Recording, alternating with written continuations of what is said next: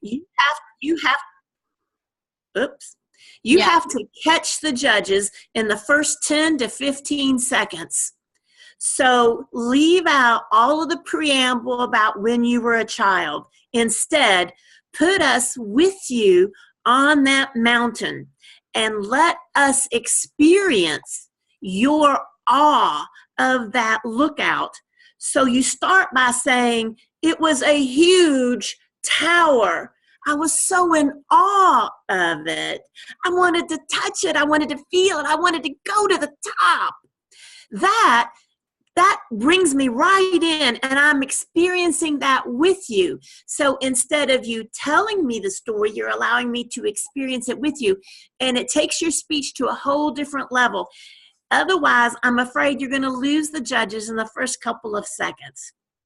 The next thing is everything has to be bigger. You're going outside of our little meeting room now, and you're going to be in a much larger room with a much larger audience.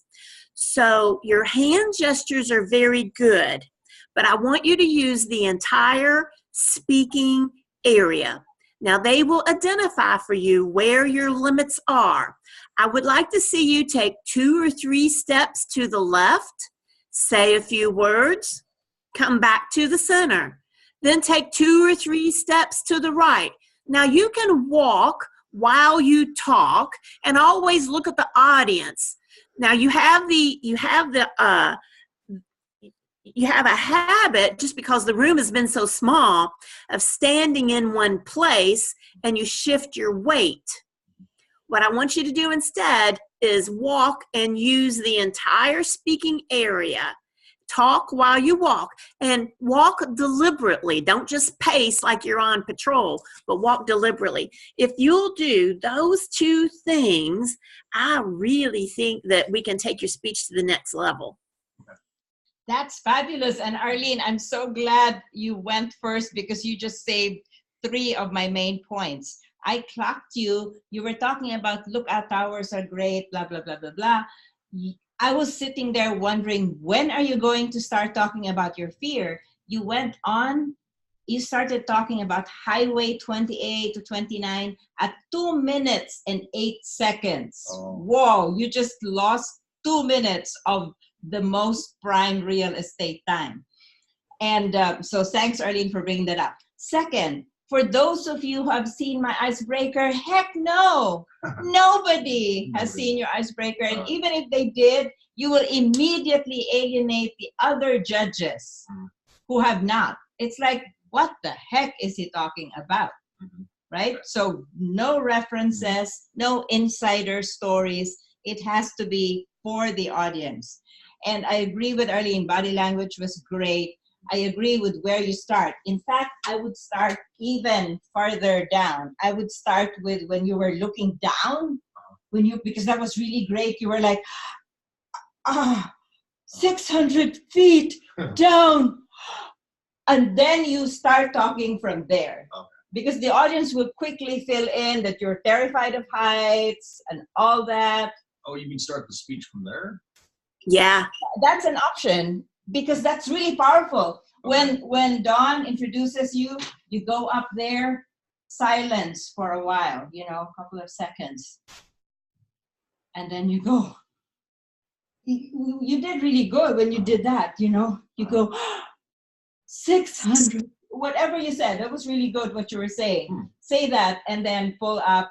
You can work on that. We still have a couple more days. We can do an online Zoom to see how you do that. But all of the before, the terrifying experience, we will know when you have that, make your face really terrified. We will know that you are terrified of heights. And then you can mention a little bit of a backstory about, I've always been terrified of heights, but I am here at the pinnacle of this magnificent lookout tower. Right. It soars above the whatever, big gestures, as Arlene was saying. Okay. And your audience will be like, okay. So what about Don? So just the other day, I was watching the woman that won the world speech contest. Great story about when she was a kid and she was on a basketball team and, you know, she never got to play and then she got to make the winning shot in a big game. Anyway, and her animation is what, the story itself was okay. What she said, she was good. I didn't think she was great, but her animation was phenomenal. Right. Absolutely phenomenal. It just sucked you in. So I agree, the animation's got to be good. There's got to be a beginning to suck us in. You said, you know, that experience with my grandfather 9 times. That gets really old and redundant. We need, that the grandfather thing's important, but that's not the main part of the story. The fact that your grandfather took you to a lookout tower gave you the love of a lookout tower, and later in your life, someone had mentioned a lookout tower. So the lookout tower is important, but it's the fear that's important. And I agree with her, you know, how you get to this lookout tower. I mean, you can talk about, you know, it was an old gravel road, you know, make it so it was like, it was a major effort to get there. But 10, 15 seconds, not 2 minutes. Right. And you can do like the really good directors do. They start you with a scene where they're running and chasing, and then they do a flashback. So you could do that terrified scene and then flash back to the grandfather. The terrified scene, I mean, like she says, you come up here and you could say something like, you know, has anyone ever stand on the edge of the cliff and just, you know, you can say that or something. Yeah, but I'd rather know, just do it. I mean, you were really good, right, Arlene? That body language when he was like, when you look down, that was perfect opener. Perfect opener. But what should I, okay, when I go into the fear factor, but then how, I'm gonna have to change the subject, right? What should I start with? No, that's the perfect title. Your title will work better with this than with your 2 minutes of talking about lookout towers. I thought you were gonna do a tourist travelogue about the lookout towers and how beautiful they are and how historic. Well, and then you go back, like you say, the lookout tower, you go back and tell the story about your grandfather. I mean, the love of the lookout tower, because that's what brought you back to the lookout tower, which got you into the situation of fear. So the story of your grandfather's okay. It needs to be shortened up, and you mention that once or twice. Not, you know, you kept coming back to it. And the thing, when you go to the lookout towers, you were very general. You know, it was a great experience. Well, what was great about it? Right. You know, was it the fact that you were up high, the fact that the view was beautiful, the fact that you were with your grandpa, whatever it was that was really powerful about that experience, you need to share that with us. Like you're standing at the edge, looking out, going, wow, and you could see Mount Adams, you could see Mount Hood, you could see, you know, something that draws us in. Why was that such a great experience? And then go into your story about how you got drawn to this other lookout tower, but you want to spend 2 or 3 minutes with the fear thing. I mean, really dwell on that. You had us there, you know, you had us there, but that's the crux of your speech. 2-3 good minutes on the whole, the fear thing, and then how you went down and then you're standing there going, God, I was so upset. It's like, there it is. And, you know, here I am. I've made all this effort to get here, and now I'm going to walk away. And see, for what Don is doing, so after you were, like, your beginning is that fear, and then, like he was saying, build it up, like, you described how you were shaking and all that, and then everything would be the same. You back off, but then as you're backing away, and you do this, like, you know, kind of shoulders hunched slowly, because you're feeling disappointed, discouraged. And then you start remembering your grandfather, how your grandfather took you to your first lookout tower. So you can do that beginning, flip it over here. Remember that feeling, that exhilaration of looking out with my grandfather. And then I stopped and looked back at that tower looming above me. Was I going to allow that, or whatever you call the tower, I forgot what's called, the Akarak. And I love the name. Arlene, don't you love the name Akarak? It sounds so like Game of Thrones. So was I going to let Akarak Tower conquer me? Yeah. No.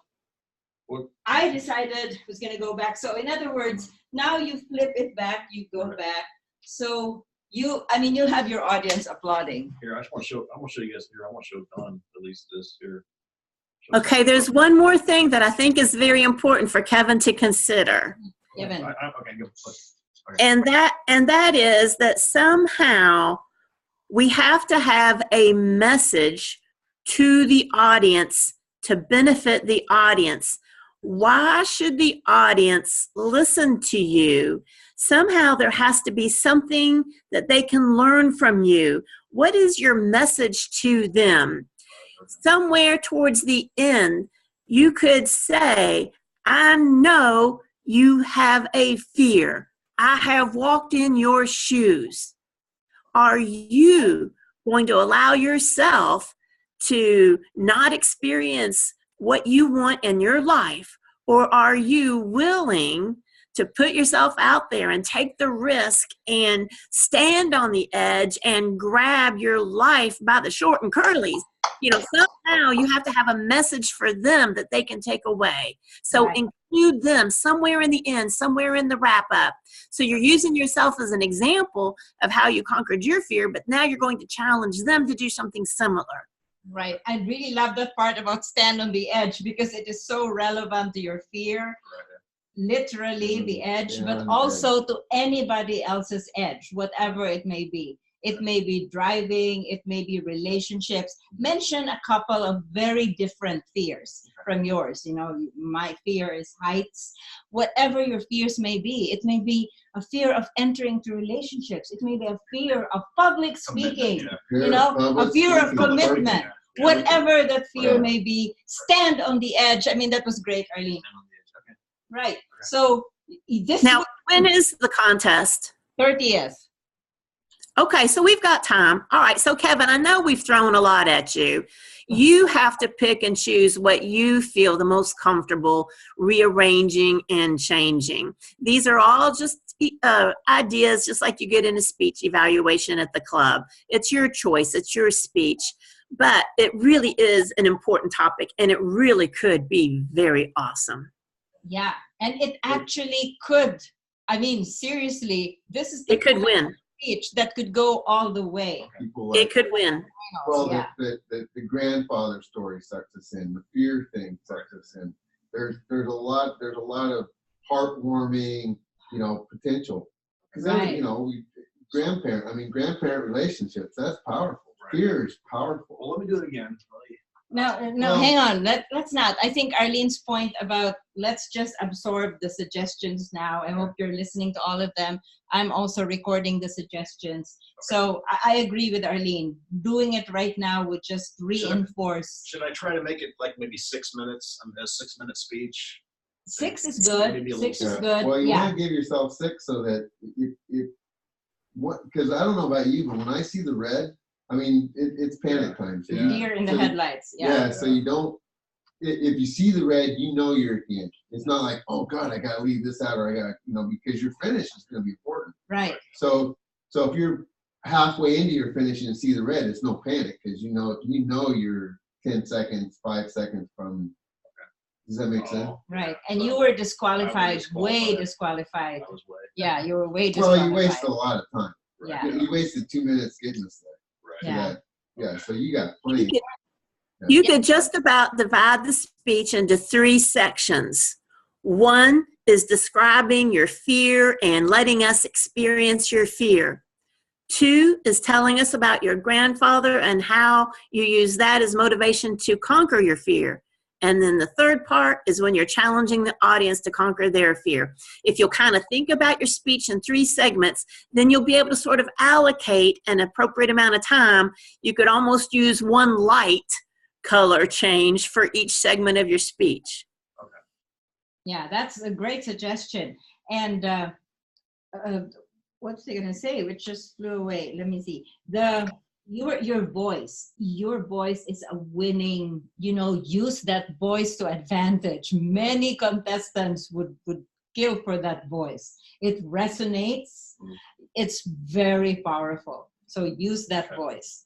And the thing though is when you talk about your grandfather, slow down the pace a little bit.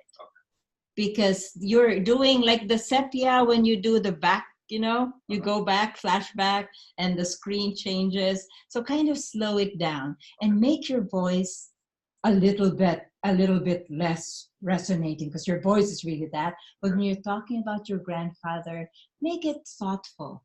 And I remembered my grandfather, how he took me, and look away. This is the one time when you're talking about your grandfather, you can lose eye contact for a while, because they know you're looking to the, you know, you're like retrospective. Right, yeah.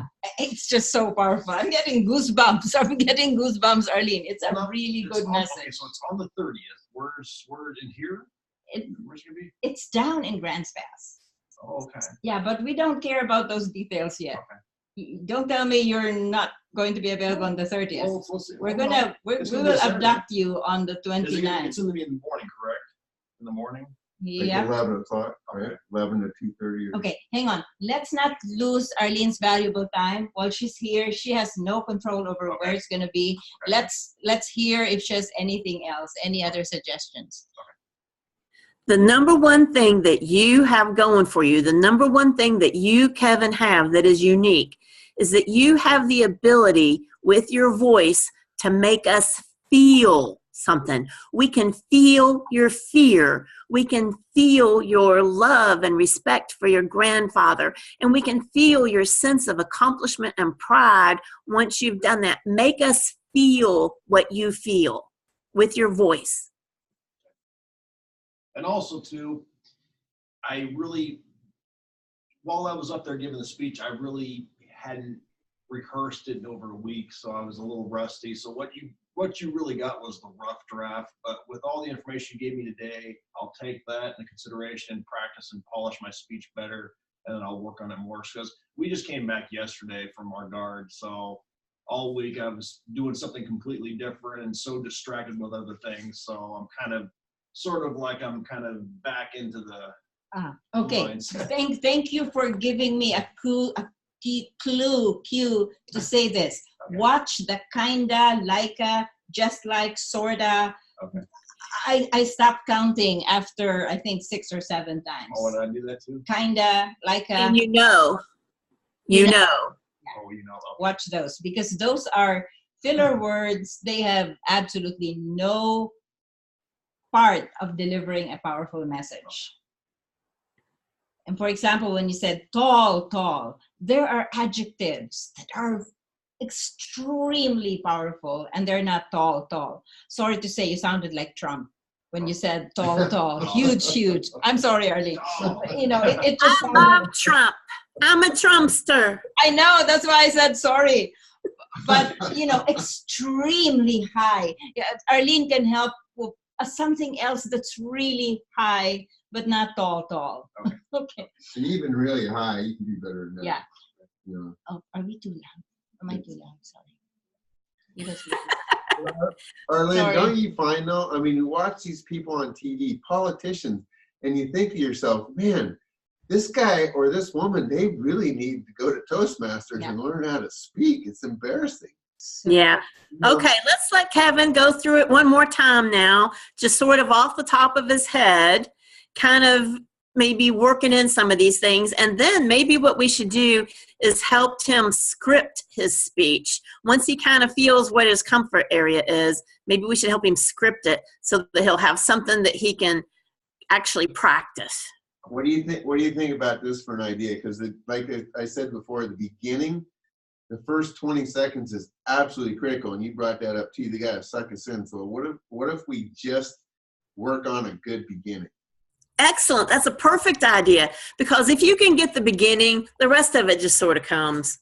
Now, do I want to start out with, I'm climbing the staircase, I'm seeing that beautiful time.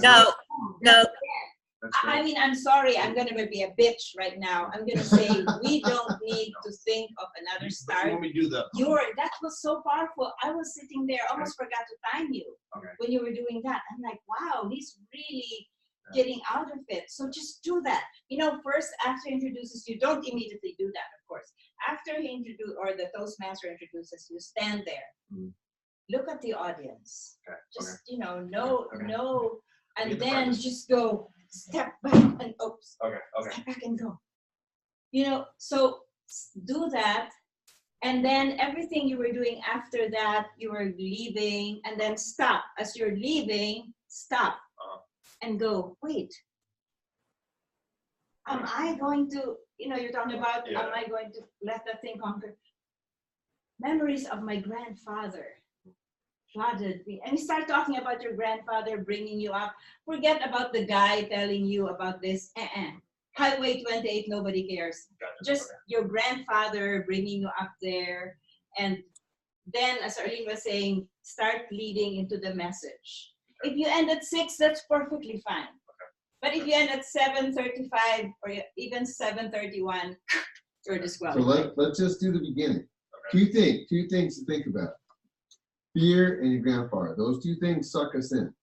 So let's Let me introduce you again. So let's just start for 2 minutes. Let me just speak for 2 minutes. Okay. Do that. Well, you don't have to say just speak for just let it flow. Oh, okay. If you end up wanting to continue all the way to the end, that's fine.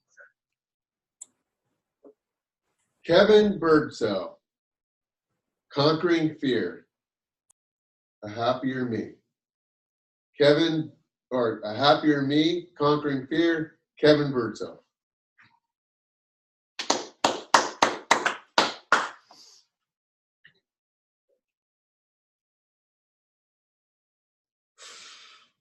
Whoa. 600 feet straight down. I'm on the top of this cliff. Oh my gosh, I'm afraid. I cannot handle this fear of heights. I've had acrophobia for so many years, the fear of heights or the fear of falling, but I don't like my fear. I hate my fear. Even the fear of public speaking, that's why I'm here today. Oh no, I'm getting away from this fear. I'm walking away. I'm getting away from this mountain. I'm going to go back where it's safe.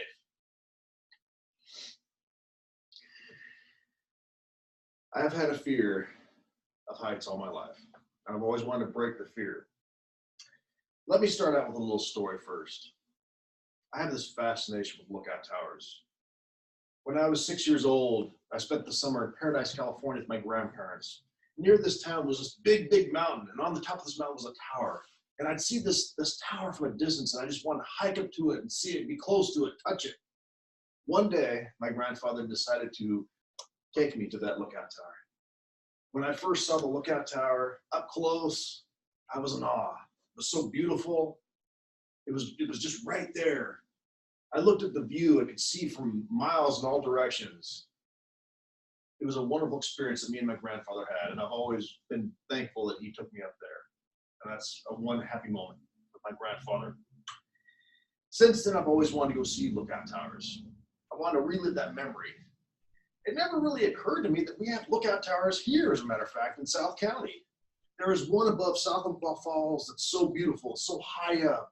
I noticed it a couple times before. It's just on the top of this huge 600-foot cliff, like a wall.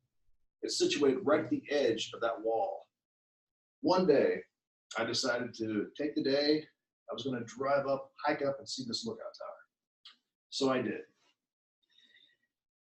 Drove up the mountain, got higher and higher and higher. I could start feeling how high I was getting. It's getting a little uncomfortable, a little unnerving, but I just kept on continuing up the mountain. I finally come to the gate. Now I have to walk. Park my truck, start walking. After about a mile or so, I come to the trailhead. The trailhead is this kind of like an S-shaped trail all the way to the very top. So I start walking. It's a hot day, it's in August. I'm tired, I'm sweating, seeing a little discoloration. It's been about 2 hours, I'm still hiking to this lookout tower. I'm getting closer and closer. About a few minutes, I look up, there it is. It's right there. I saw the lookout tower and the access. The access was a staircase going to the top. All I had to do was climb that staircase, turn right, walk about 12 feet along the edge of the cliff, woo, and I was gonna get close and touch that lookout tower again. Have another happy memory, just like a long time ago. So I start climbing the staircase. Up and up I go.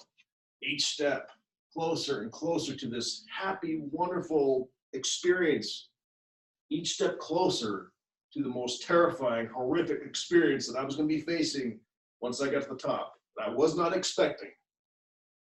This was going to be a challenge. I go up and up and up. All of a sudden, whoa, 600 feet down. I realized the gravity of my situation. I look to my right. I'm so close to that tower. It's only 12 feet that way. All I got to do is just walk along the rocky surface. There's a chain link fence on both sides, but they're too low. They're 4 feet.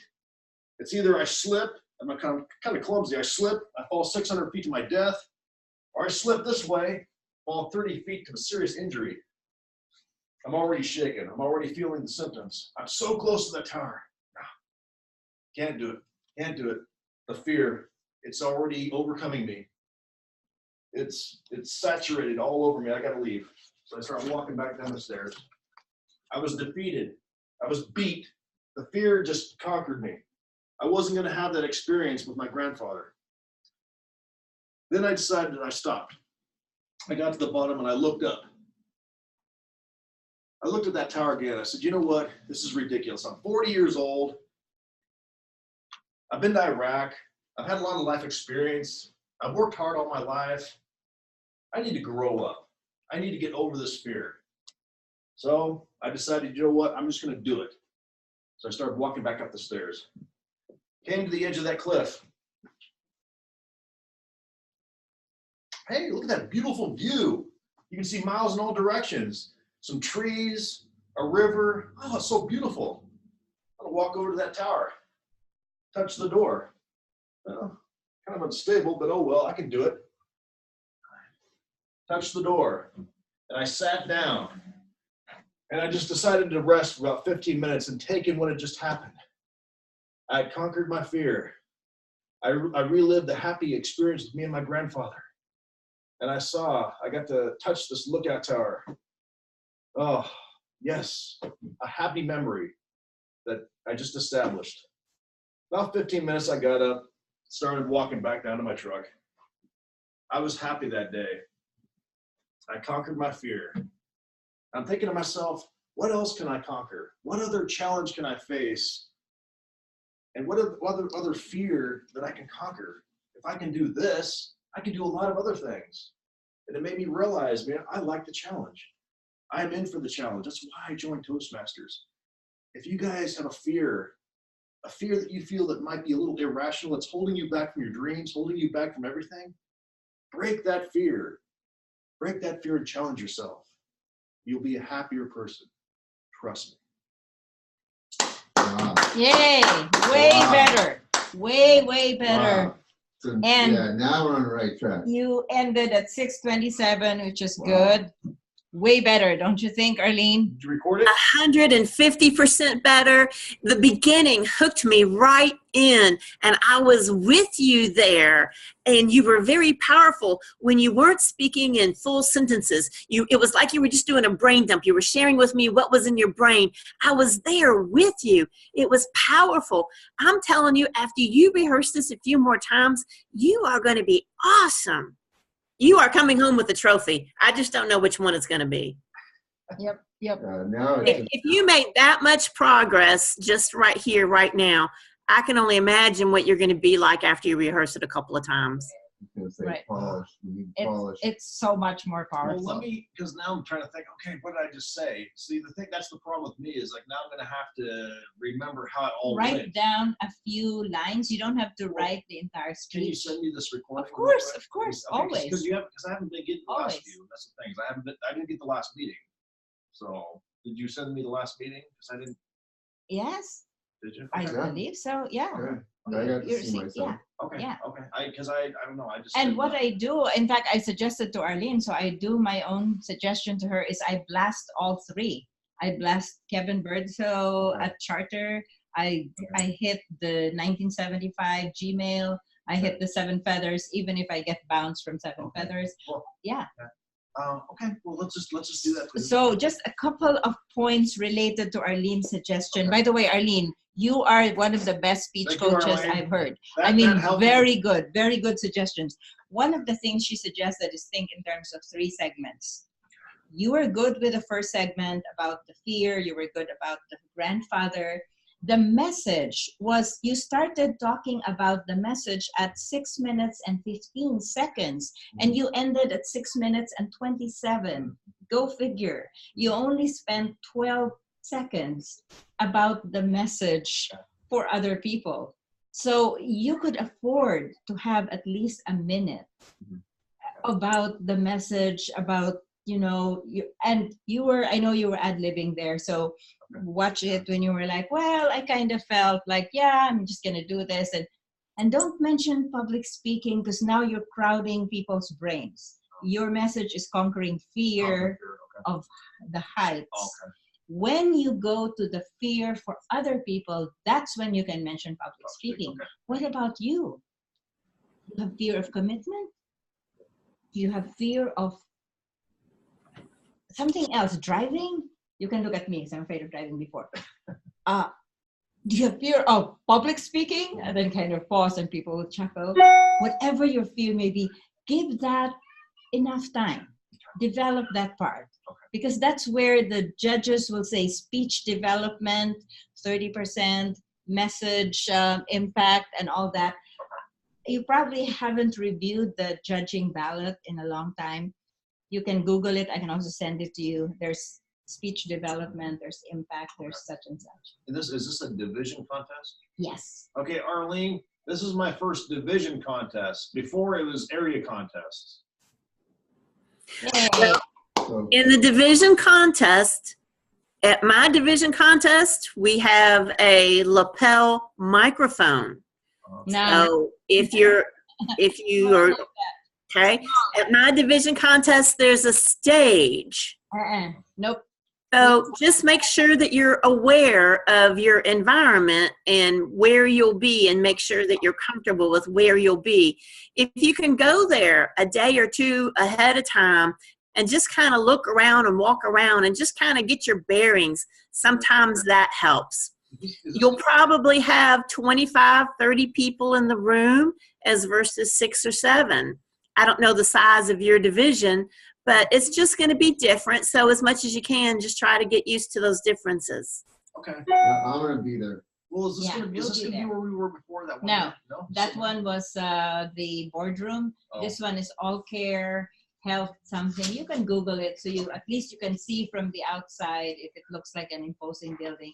I doubt it. You know, Arlene, this is the smallest, or no, the second smallest division in the district. So we have only 3 areas, and that's why each area can send 2 contestants. We only have 3 areas, and the entire division's population is probably the population of a big area. Okay. There's only no one's just seeing how much improvement he had there just in the time that we spent. Right. I'm sure that if he practices, now you should plan on practicing 20, 25 times. Okay. Practice in front of a mirror. Record yourself. Look at every little thing. Okay, that's what I plan, and that's what I'll probably be doing as much as I can. I usually the better I do, the more I rehearse, the better I get. So right. We all do. And you're already starting from this level. You're not starting here. You're starting here. So from here, it's going up. Well, you just went from here to here. In 30 minutes. So you just went from here to here in 15 minutes. And another thing, Arlene, that I have a little nervousness about is when other contestants go up before me, I have this inferiority complex. I always think they're better than me. I hate that. You have no choice on who gets drawn first. Yeah. So just imagine, just get ready and think you'll be the last contestant. Yeah. You know what you gotta think?